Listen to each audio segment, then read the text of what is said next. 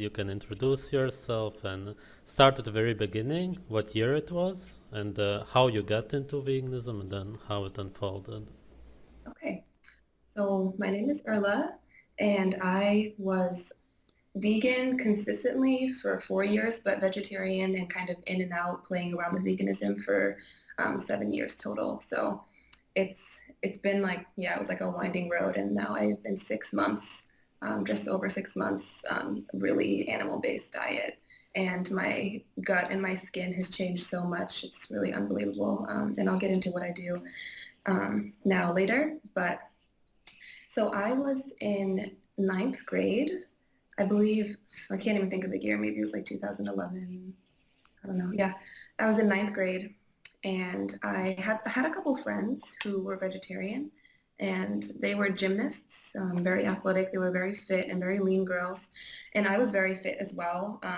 I did cross country, and I thought, oh, this might be a better way for me to, up my performance in running, and why not try it out? And I was always kind of curious about how these girls were doing, like with their health, but they looked great, and I wanted to be like my friends, of course. So I started considering it, and the moment I decided to stop eating meat it was like a split second decision. I was eating chicken with my family at dinner, and just something clicked in my mind, like, oh my gosh, this is a dead bird, as if it was just like out of nowhere. Like I got this like message, like, oh, this is a dead bird, and I just spit it out, and I said at the dinner table to my family, I'm not eating meat anymore.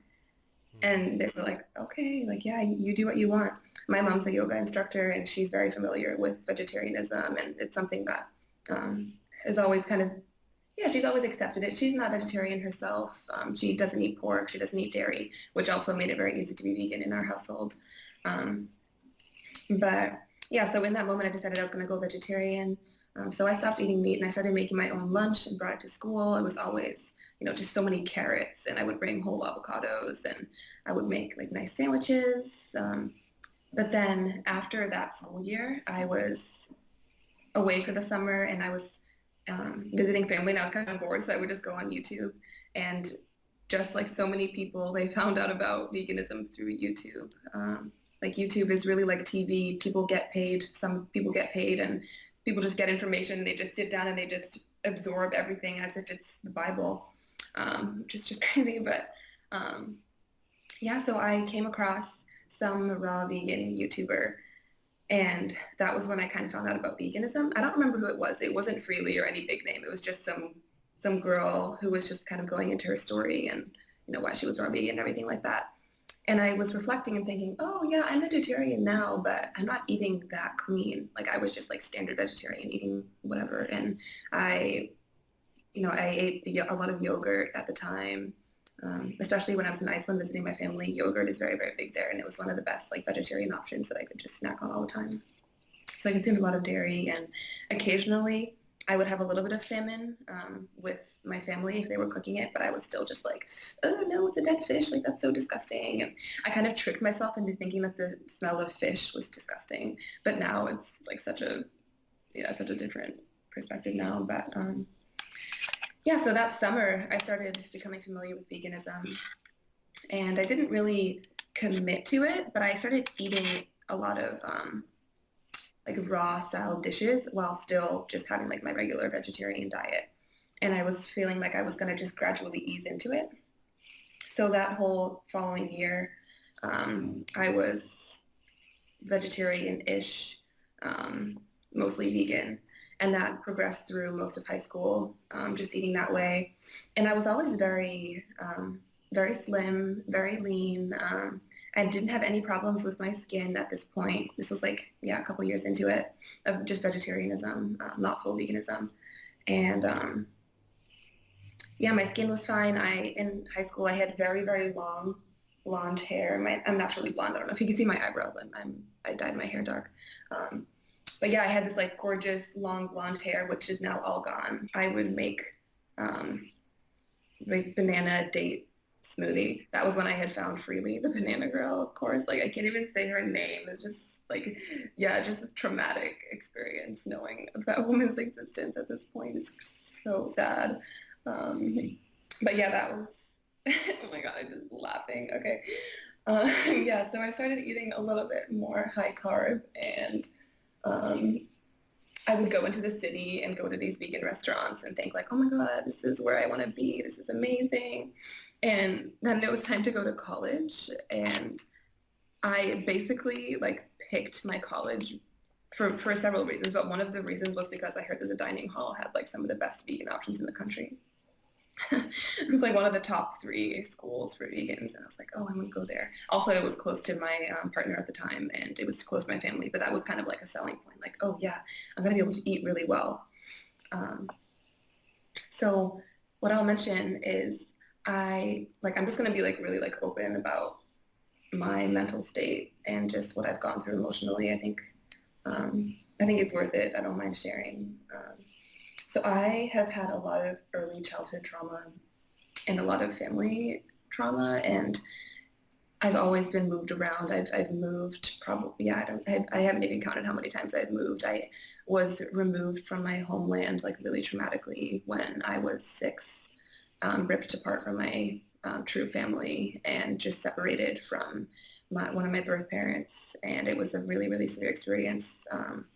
The FBI got involved because somebody filed kidnapping charges around me. It's just, there's been a lot of control issues in my life, and I've always felt like people are trying to control me. So I started to think like, oh yeah, I just want to look like them. I want to look slim. I want to look I want to look like a vegan, because there's a specific look. It's very, very gaunt now that I think about it. It's not like a healthful look, and I think so many people are misled to think that these vegans that are like, I don't wear makeup and this is what I look like. And they're so like proud of how they look, but they actually look really unwell. Yeah. So yeah, back to when I got to college, I wanted to look like that. And on my college orientation day, I met some people that were vegan. It was like we were having some ice cream social and they were the only ones not eating. And I was like, I want to be friends with those girls because they're on this vegan tip as well. But I wasn't fully vegan at that point. And they were the ones that really got me on board. So yeah, they were just like, yeah, no, we do not eat ice cream. Like, no way. And I was like, oh yeah, that's so cool. Like, that's amazing. I'm like vegan now. Just because these girls, they like looks kind of cool. And I don't know. They kind of like brought me in as their friend too. And I felt like they kind of saw me as this like, oh, we're going to get her on board too. So I really clicked with these girls for many reasons, but specifically just being so into diet and all this stuff. And I remember one of them was so negative and hateful towards people in general. Like, I know you talk about like the whole anti-human agenda, which I resonate with so much. Like, I think about that all the time, and it's so true, just how so many vegans just, they hate human beings and they hate themselves. And when I heard you speak about that for the first time, immediately this person came to my mind, and I was like, yeah, that's that person I knew in college who didn't even want anyone to say hello to them on the street because it was like, oh my God, you're bothering my day. Like, you're like the scum of the earth, basically. They like didn't want to talk to strangers ever. If someone tried to pet their dog, it was like, get away from me. Like, just so aggressive and like unkind, and would shame people for having food that made them feel good on their plate. If it was like a grilled cheese sandwich or something like that. Everybody that I know gets so unbelievably gassy from tempeh. Like, I had this one friend, he would come over after eating tempeh and he'd be like, sorry, I gotta step outside, because it was like such bad gas. So I grew up in rural Iceland, and then my family moved to a farm in New England in the US. So I've always lived in nature. So I kind of thought, oh, of course it's going to feel different when I move into the city for the first time. I was thinking like everything, like there's toxins everywhere, like the air is toxic. And I started to feel really sensitive to the city. So I blamed it all on that, of course. So yeah, 3 months into college, my forehead broke out fully in acne. Like, every single inch of my forehead was covered with like tiny bumps or like huge cysts. And like I said, in high school, I didn't have severe acne. Like, maybe around my cycle, I would get a couple like bumps in some places, but it was never like, oh, this girl has acne. So yeah, at college, I like really, really started breaking out. I started to get really bloated. And there was always this rumor around campus that they put laxatives in the food in the dining hall. And I was like, yeah, that's just what it is. They put laxatives in the food. But I don't believe that. I think that's just like some rumor. That's a legal issue. Like you can't drug someone without telling them like they didn't put laxative in food. But people always kind of like said that. Um, yeah. So really bad acne, bloating, and that all started to get so much worse throughout my first year. And I started to lose my energy a lot. Like I started skipping classes. Um, all of my friends that weren't vegan, like my roommate especially, she was like just like a junk food person, but she was always eating like fried chicken and like roast beef sandwiches and stuff. And I thought it was so gross at the time, but yeah, I get it. She had so much energy, and I would be like, oh my God, I'm so tired. Like I can't go to class. And that was persistent throughout my whole college career, just being so exhausted. And I really depended on coffee, and I started to get really addicted to chocolate, which now I'm just like, yeah, I can't touch it. Like I'm just done with chocolate. It's done. I drink coffee sometimes. That's my next step. Like it's been one thing to let go of veganism, but moving away from coffee is really my next step. The second year, I started to be more fruit based. I would go to the grocery store and buy like many mangoes, many dates. I would have like a whole bag of grapes and then like a handful of dates, and that would be like breakfast after a run or something. And keep in mind, like I was still working out a lot at this time. Like I've always been a runner. But that started to decline after my second year because I was so bloated at that point. Just like protruding stomach. And it wasn't fat because like I said, I was so obsessed with working out that I never really like put on pounds. It was just like I could say I probably looked 4 months pregnant at least at all times. Would you say that you did worse with your Icelandic genes, eating so many plants compared to other people? Yeah, so that's something I want to get into as well. The word primal is very mixed. I think people perceive it in different ways. Um, the way that I perceive that is just eating according to your genetics if you have the privilege of knowing them.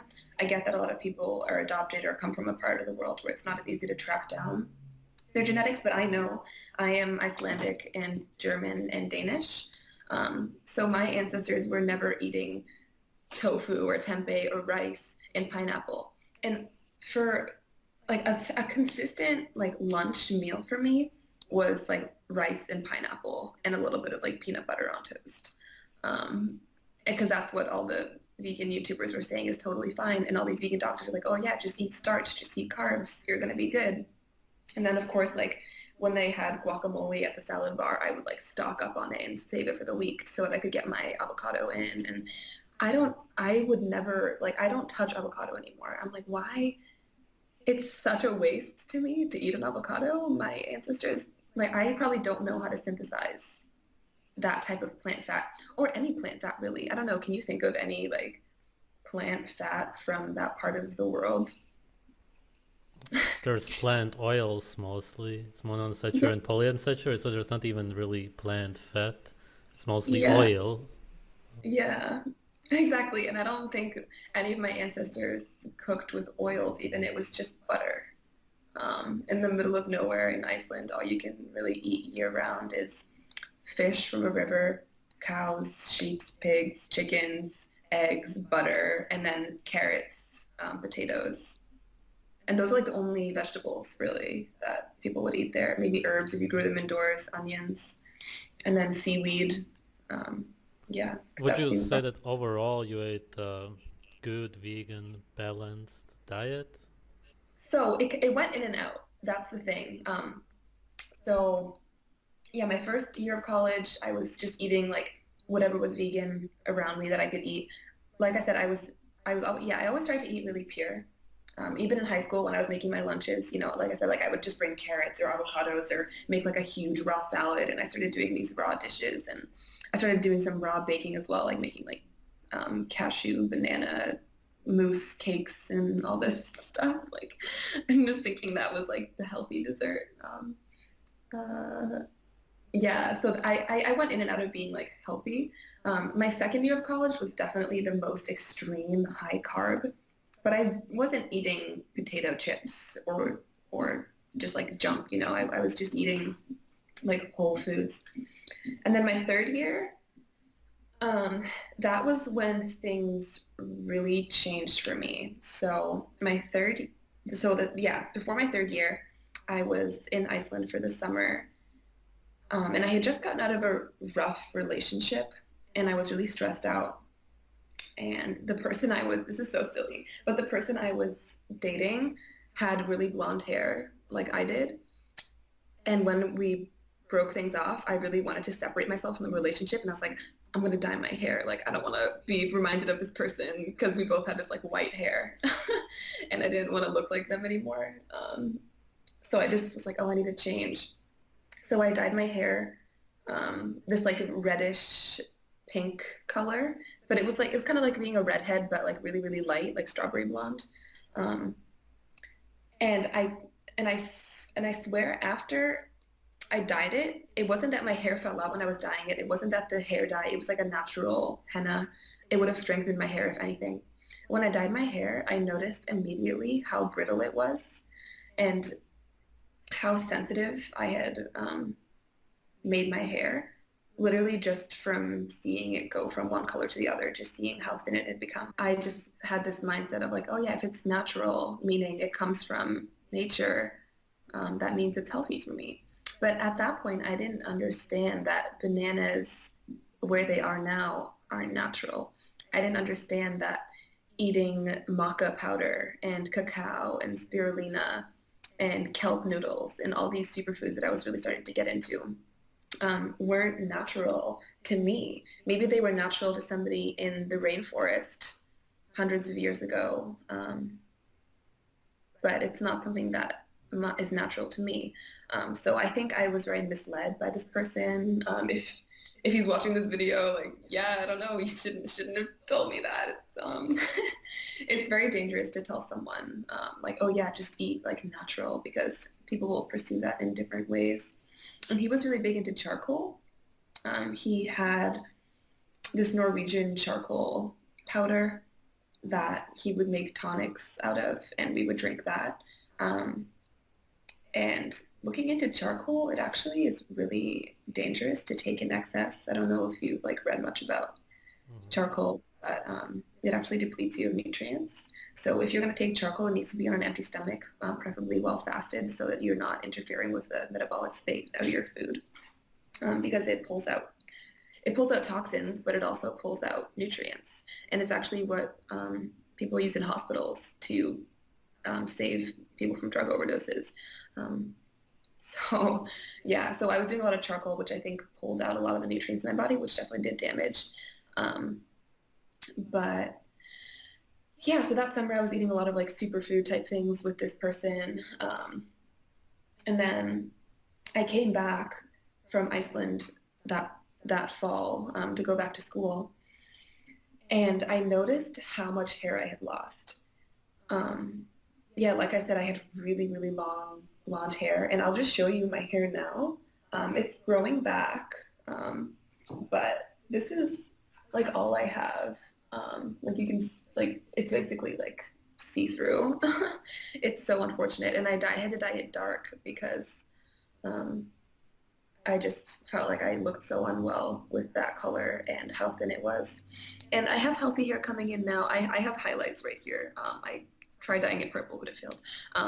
So yeah, my hair is growing healthy up top. It's wet. I just took a shower.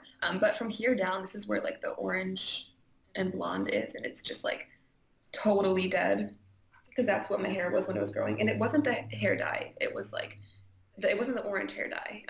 Definitely, it was like a henna. It was supposed to make my hair healthy. So yeah, I came back and I realized how much hair I had lost, and how severely bloated I was.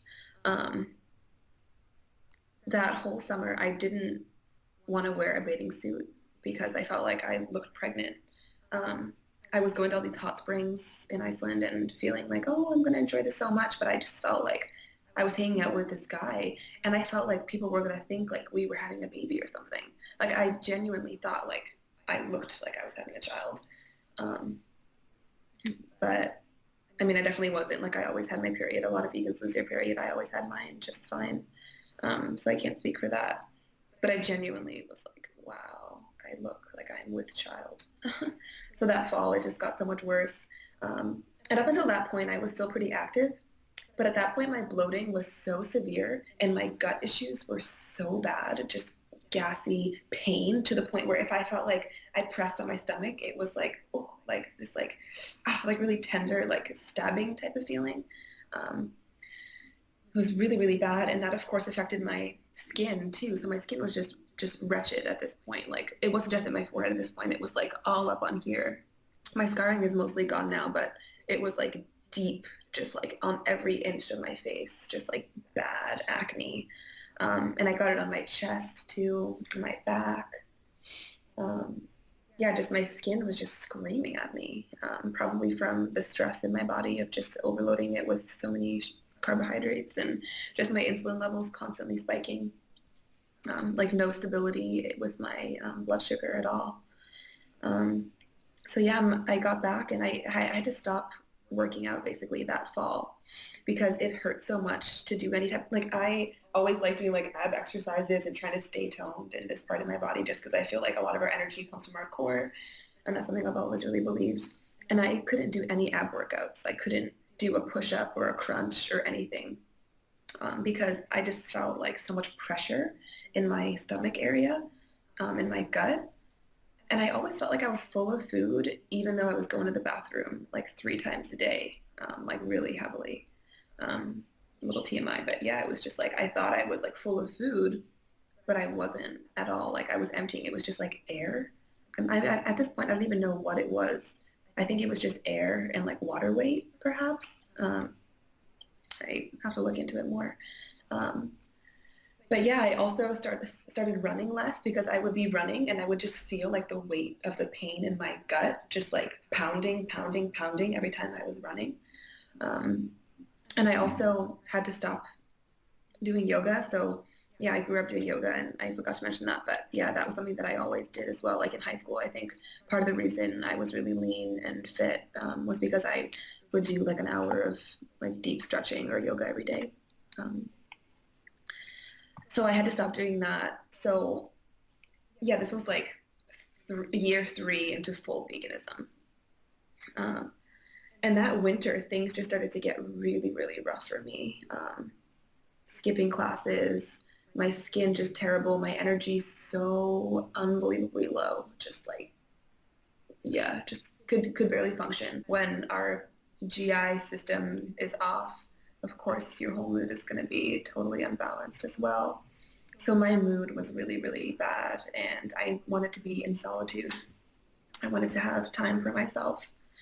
So I went there, and I didn't spend any time with my family, but I went to stay with my aunts and uncles but I stayed at their guest house because I wanted to be alone in the countryside at their farm. It's a massive dairy operation. It's really wonderful, which is really sad. Like when I was vegan, I would visit the farm and be like, oh, I need to save these cows. Like I'm gonna rescue one of these animals one day. But it's a really wonderful grass-fed operation, like no hormones. They're so happy. It's like one of the most beautiful farms I've ever visited. But I was so brainwashed when I was vegan that I thought like my uncles were like these bad guys, like, you know, like torturing these goddesses in the cow house. Like so ridiculous. So sad. Yeah. And it's really sad. I feel like they really judged me when I stopped wanting to drink the raw milk with them, and when I refused everything at the dinner table from them. And they would always be like, oh, you're so skinny, you're so skinny. But in my head, I was like, no, I look pregnant and puffy, but okay, sure. Yeah, so I was staying with them, but alone in the guest house. And it was a really, really beautiful weekend that I spent there in solitude. And the reason I'm going into this is because this was like the reason I started to question everything. So it was a really beautiful day. And yeah, I was having all types of revelations that day. I was just journaling and meditating and having a really beautiful time. And like I would climb up the cliffs and look at the pink. The sun doesn't come up really during the day in Iceland in the wintertime. It just peeks over the ridge and everything's bright pink and really beautiful. And there's like steam and fog from the hot springs. And it was just really magical. And I think it sparked this realization to me that I was really disconnected from nature at that point. I just started to feel really removed from the environment that I was in. And I felt that I was in my home. Like that farm is where I feel most at home. I want to live there again. And it's truly like my center. But I felt so separated from it at that point. And I started to get like a little woozy, thinking like feeling mentally unstable in that moment. So I went inside to the house after I had like been on this hike. And I came back in and I felt, okay, maybe I should eat something.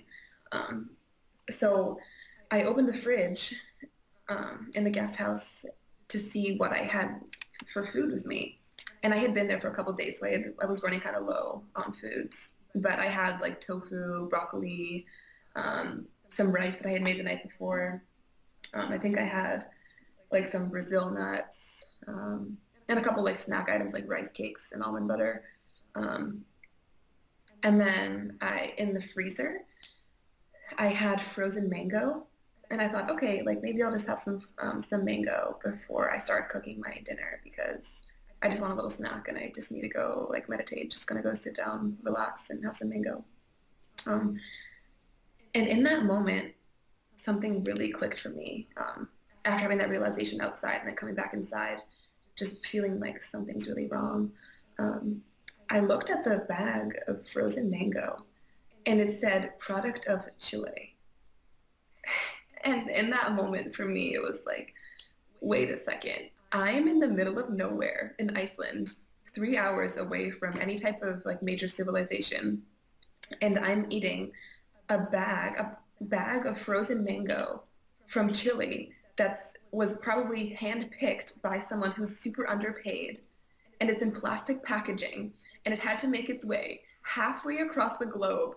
Imagining how much energy and resources and fossil fuels and all this stuff it took to get from the bottom of South America to the Arctic Circle is just, yeah, it's that for me. I don't know what happened, but I'm so thankful for that moment where I just realized like, this is not what I need to be eating. And yeah, I mean, I had a couple bites of it and I was like, this is not it. Like, this just isn't it. Like, wow, okay. And I didn't want anything I had in my fridge. But I had to eat it. But I realized like the only thing that I had in my fridge that I could eat in that moment that was similar to what my ancestors could have eaten was like the vegetable I had in there. So I ate that. And I was just so sad. I was thinking like everyone around me isn't eating anything that I'm eating. And I kind of realized like how terrible I felt in that moment. And I started crying. And this is probably one of the most profound moments in my life, really, was just realizing what I had done to myself. And yeah, it was such a big breakthrough. Yeah, it was really, really a powerful moment. So the next day I left the farm and I went back to the city, Reykjavik, and I bought dried cod on the way, just at a gas station. Like you can get it anywhere. It's just like chips, just dried fish. It's so delicious. It's one of the most satisfying things ever. So much protein and it's just this like delicious saltiness. It's just hang-dried fish. And I had one bite of it and I smelled that fishy smell and I was like, I don't know about this. But then after one bite, I was just like, oh my God, like raining down, just like joy, joy, joy, joy, joy. And I ate the whole bag. And that's so much protein in one bag. It's probably like 300 grams of protein or something. But I was just like, this is it. So I ate that. And then I got back to the city and I decided I wanted to try an egg.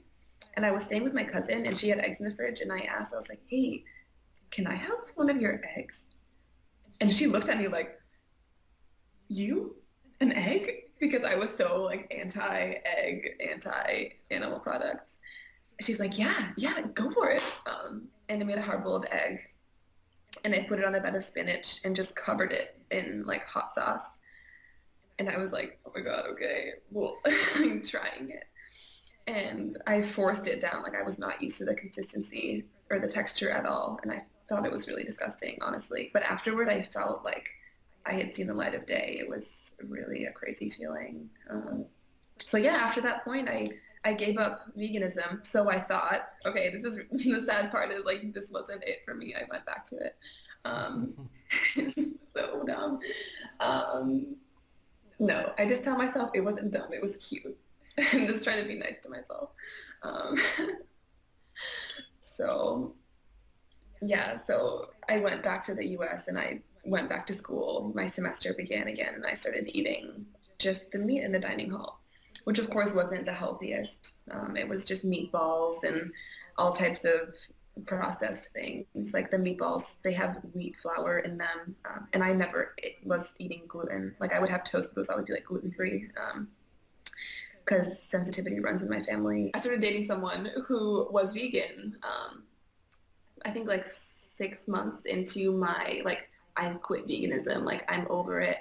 And I started seeing these like ex-vegan videos on YouTube and I was like, yes, oh my God, I'm not alone. This is awesome.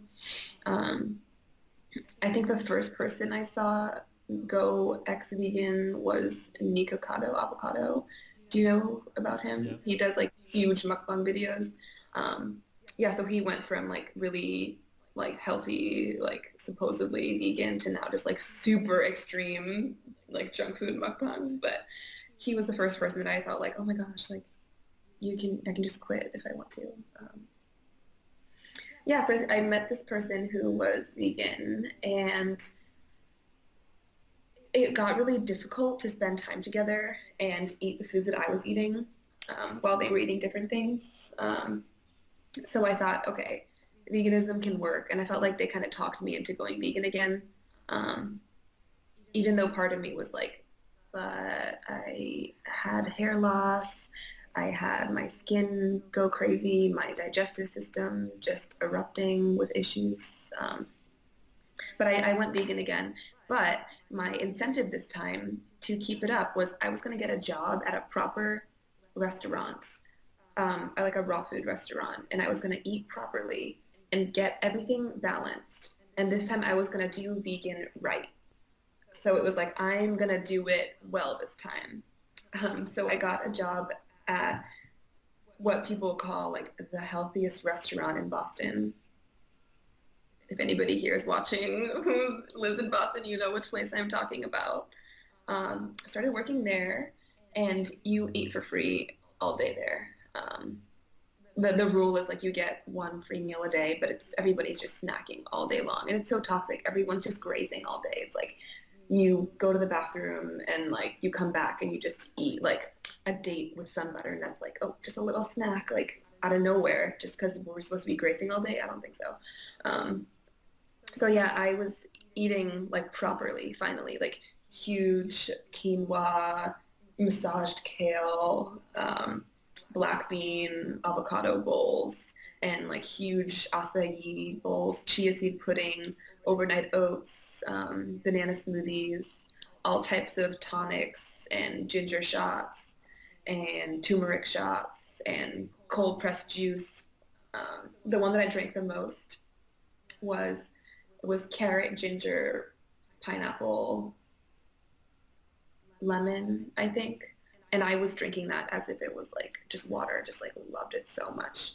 And I started to feel a lot better than I was when I was first vegan, just because I think I wasn't eating as much processed food. I wasn't eating like tempeh and all that stuff anymore, and I wasn't eating as much gluten-free bread. It was just like these like whole foods.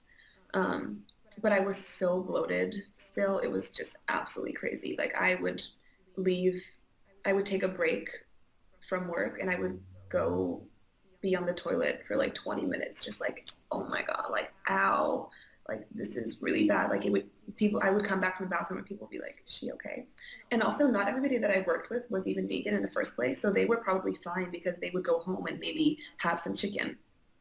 But I would go home and keep eating like that. And I think a lot of vegans, they are willing to sacrifice their own health, their own well-being for this cause that's completely made up. It's not better for the animals. It's not better for the environment. It's not better for your health. And then some people start to think, oh yeah, my health's not doing that great, but at least I'm doing something for the animals. And it's like, what animals though? Like, what animals are you? I don't know. Like, I think they're gonna be okay. Um, yeah. Of course, I don't support factory farming. I don't eat anything factory farmed, and that's a very different topic. But yeah, so I was eating there for a year, and then I again like went to Iceland for the summer. I usually spend my whole summer there. That's why it's like it comes in like years. That's why I mark the year. It's like I go to Iceland. It's like a new year begins kind of. Um, so I went there for the summer. This past summer, 2018, and I was by that point I was done with university, and I was ready to go into the real world. And I had a very like open mindset. My perspective had changed. Was very just receptive to new ideas. And I went to Iceland, and I spent a lot of time with my grandparents, and they have a summer house in the southern part of the country, and it's right on this huge river. And they have a share of the river, and people pay them to be able to fish on the property, and they catch salmon from the river, and they get it professionally smoked and cured. And then my grandparents get a share of that cured salmon. And for years, I like denied that food. I was like, no, like that's bad for you. But it's like the most pure, beautiful, wild-caught salmon from the rivers of Iceland, from my grandparents' property. Like, how could I refuse that? I don't know. But last summer I tried it, and it made me so happy to be able to enjoy that meal with my grandparents. Just my grandmother's face seeing me eat the fish from their property was really special.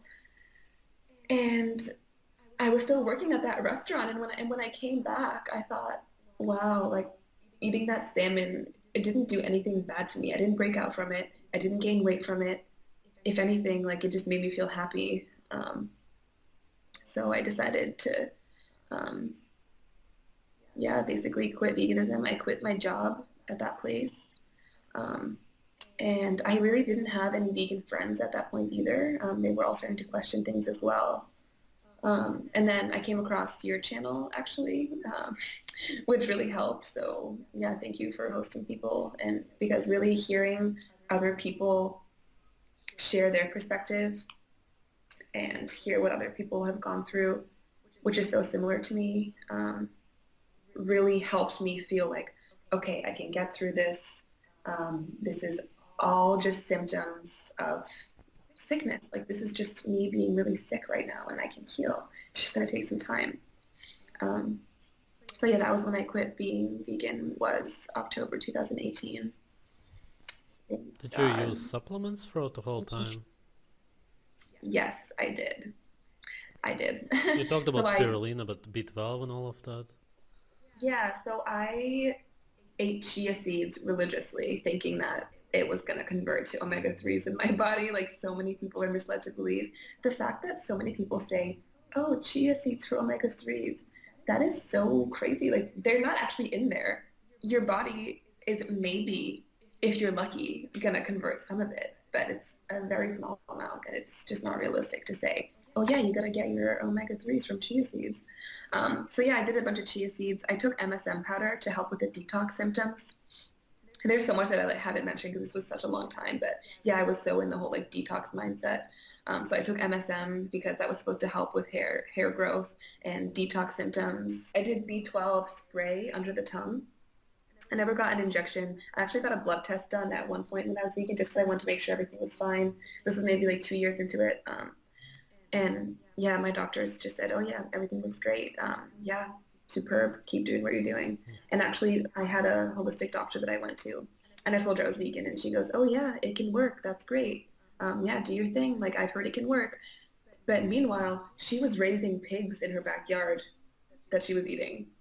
So I'm like, you know what's best. Like she knew what was best for her, which was raising her own animals. But I told her I was vegan. She's like, oh yeah, totally safe for a 21-year-old woman to do. Yeah, go ahead, go right ahead. Um, so yeah, I took B12 spray. I did vitamin D in the winter, just capsules. I took probiotics on and off because my digestive system. Yeah, I should also. This is probably controversial to some, but I started doing a lot of enemas maybe 3 years into veganism. Um, I didn't buy like the reusable ones. I would just go to the drugstore and buy the single-use ones that were just like the saline enemas because I was always feeling like I was so full of food, Mm. but I wasn't. Like I would do an enema after having gone to the bathroom already and nothing would come out. Like I would just like expel like the salt water. So there wasn't anything in there. It was just like puff. So yeah, I did probiotics. I did enemas. I took Floradix, which is the herbal iron supplement, um, because I was anemic at one point in high school, and then iodine because you can't get iodine on the vegan diet, which seems to be like the secret. Like nobody knows that you can't get iodine on a vegan diet, and they're like, "Oh yeah, just eat seaweed." Who wants to eat seaweed every day? No, like no one does that. People are like, "Oh yeah, dulse flakes." On what though? Like you're just gonna, I don't know. So I took iodine. Seaweed still has anti-nutrients that don't let you absorb minerals anyway, so it's pointless. Yeah, yeah, exactly. It's just like, yeah, and then people put it on their kale salad. Oh my gosh, so bad. Yeah, just ripping everything out. The way you Yeah. talked about the girl earlier, who seemed like a sociopath, would you say Yep. that most vegans who you met feel like they're better than everybody else? Yes. I would say, yeah, maybe like 90% of them, yes. Hmm. And then the other 10% are pretending. Right. So everyone's like, oh yeah, not all vegans are like that. I said to my friend the other day that the line like not all vegans kind of rings in my mind like the line like not all men or something like that. Of like, oh, but like people just need to be held accountable. Like the whole vegan movement is so I put a video on my own channel recently and I stated that I believe veganism is a cult. And I got a really hateful comment saying like you have no right to call veganism a cult. I'm like, okay, first of all, you're on my channel, so why would you can't tell me like what I have a right to say. But yeah, I believe that veganism is a cult, inevitably so, because the point is to get more and more people on board, get people to sacrifice their own life, sacrifice their own aspects of their own well-being, and to indoctrinate themselves to this belief system that makes them give up different parts of themselves. Um, Hmm. so yeah, I would say veganism is a cult. All of the people that I was friends with that were or are vegan were all very cult-like in the way that all we would do when we hung out was talk about veganism. I mean, we would talk about like our emotional problems too, probably because we were so like emotionally despaired that it was just like something we like we're always just like, oh, I'm so like depressed or anxious or traumatized. And we would just like wallow in our own pain and we would just pity each other. And we would just like connect over this like, oh, well, at least we're vegan and we have good intentions and we're in it for the animals. And Hmm. as if this was like the only way. And yeah, it's very much like it's like a very much like my way or the highway type of mindset where anybody who tried to prove you wrong was just not a friend, basically. What do you think is the future of veganism, this cult? Yeah, I don't want to get like negative, but I really think that it's going to take over, which is why I'm here on this channel with you today because I think that the more people share their story, the more people will hear it and see that it's not sustainable long term. Someone can try going vegan for a year and see if anything changes for them. More likely than not, they're going to get really sick and they're going to quit within 10 years. But yeah, it's just really sad. It really is a way to just get people more and more dependent on the capitalist model of trade and production, the supplement industry. Everyone who's vegan is entirely dependent on supermarkets. Some vegans might say, oh, well, I only shop at the farmer's market. So you buy your nutritional yeast, your sriracha, your olive oil, your coconut oil, your cacao, your avocado, all your spices. You buy all that at the farmer's market too? No, I don't think so. Like it's all a way to get people more dependent on the capitalist model of trade. And the biggest joke is that people think that it's sustainable for the environment and that they think it's more sustainable than going to a local farm and just eating the animals and their organs and eggs and byproducts from there. It's just such a joke, and people are so unbelievably misled, and there's so much misinformation out there. Yeah, people just get their information from a little clip on Instagram that just says, did you know that meat stays in your digestive tract for 90 days? No, it doesn't. The meat stays in your gut as long as it takes for it to make a new bowel movement. Like, that's it. Like, there's just so many lies out there. When I was in college and living in this downtown area, I seriously thought that I was breaking out because I was walking on this really busy street and I was getting car exhaust spewed onto my face while I was walking to class. Like, I thought that I was like getting toxins absorbed into my skin, and that was giving me acne. So I would sometimes like wear a hood, like walking to class, thinking like, oh, I'm protecting myself. It's so crazy. Yeah. I'd blame anything but veganism. Yeah. That's the typical Yeah. story. I know very few vegans now, by the way. Most of the people that I knew that were vegan in college have quit and are really like on my side, and we relate so deeply. But all the vegans that stayed vegan, they're very, very depressed. They have very hollow faces, and they've moved back to their families because they can't get a job. They can't function in society like the other people I know. And I said in my own video that this may sound offensive, but I mean it, and I'm just saying it because to me this is my reality. I don't know one vegan in real life that's thriving. I don't. I know meat eaters that are thriving. They're happy friendships, happy family life, absolutely glowing skin, perfect physique. I have all my teeth intact, thankfully, but they're so unbelievably sensitive at this point. So always as a kid, I never had cavities. High school, never had cavities.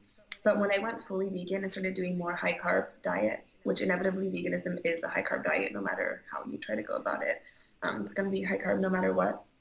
But I have to drink with a straw. I try to use a metal straw so I'm not using up as much plastic, but I can't drink water without using a straw because my teeth are paper thin. Like they feel like I could just like rip them out. And my teeth are so unbelievably sensitive. And I have so many cavities. Every time I go to the dentist, I have at least 3 cavities. And the amount of time that has been spent for me in a dentist chair, I'm only in my mid-20s. And I genuinely fear that by the time I'm 30, I'm going to have lost some teeth permanently. Okay, so my urinary system is completely screwed up. And I know that has a lot to do with vitamin deficiencies. But I've had kidney failure twice. In the last 9 months, I've been hospitalized, emergency room. It's not a UTI because I don't show any symptoms of urinary tract infection. It's not that I have bacteria up there, like just going up from a urinary tract. It's just something with my kidneys is really, really wrong. They also believe I have kidney stones as well, which I think is from putting like massive stalks of kale and spinach into my smoothies all the time. And yeah, I just hope that any vegan watching this will have the patience to listen to themselves and to really, not forget what your roots are and to really remember what it is that made you feel good as a child, like what foods you grew up eating. I just would encourage anyone to really listen to themselves and not be wrong, to question yourself and to admit that you're wrong. For me, I'm still like, I might be wrong. I'm never going to go vegan again, that's for sure. But who knows, maybe one day I'll eat more fruit, or one day I'll stop eating a certain type of like fish, who knows. But yeah, I just don't want to be too religious about anything. And I also don't want to cancel the option of connecting with certain people just because of the way that they eat and the way they choose to live their life. Like, you may not agree with some things that I do. I may not agree with some things you do. Who knows? Nobody's ever going to fully align on a ethical level with somebody. But that doesn't mean we can't be friends. That doesn't mean I can't learn something from you. You can't learn something from me.